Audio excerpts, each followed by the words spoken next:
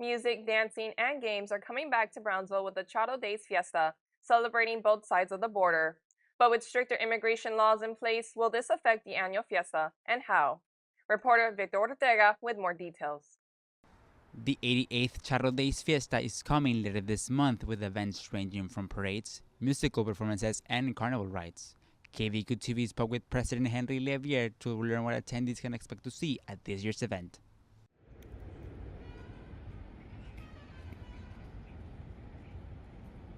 This year, Charro Days Fiesta will feature a lot of activities.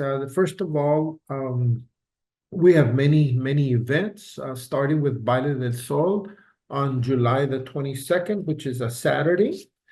This event is very important because this event is the official beginning of Charro Days. Baile del Sol at the Charro Days headquarters kicks off the binational festival with food, dancing, and performances of baile folclórico. Parades start on the 27th, with children from Brownsville Independent School District marching downtown for all visitors to see.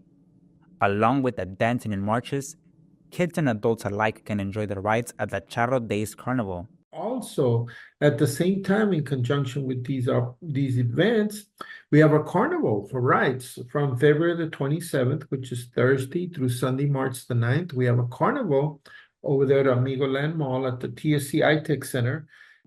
President Levier comments high attendance numbers are expected at the festival despite an increase in immigration officers' activity throughout the country. UTRGV Mexican American Studies Assistant Professor Erika Rendon Ramos says the current political climate may turn away people in the long run.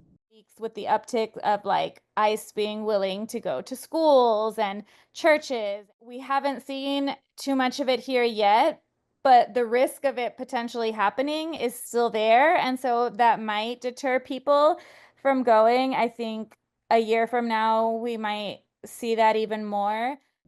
Despite their different opinions on attendance, both Levier and Professor Rendon Ramos agree that Charro Day stands as an example of celebrating cultural diversity and international relationships for the whole country. I think it's a good example to the rest of the country, what can be done, what is possible. It is the most beautiful, loud, and vibrant culture, and Charro Days is just the most beautiful representation of that, where we can really showcase it. Musical guests for this year's Charro Days include Mariachi de Leguas, David Lee Garza y los Musicales, and Marcos Orozco.